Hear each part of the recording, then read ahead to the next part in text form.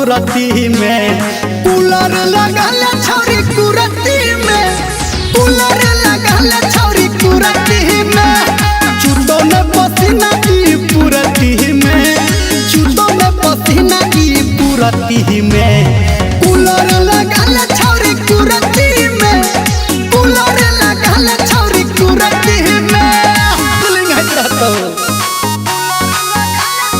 Music by Guddu Raj.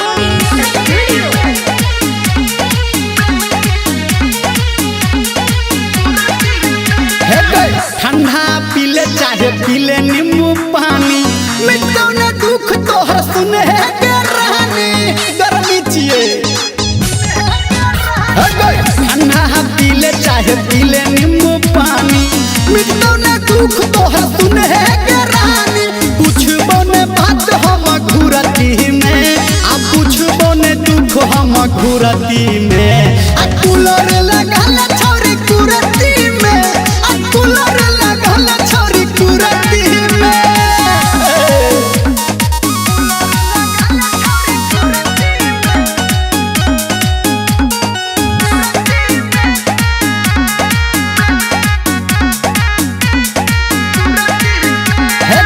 कते डोले में तू हाथ के पंखा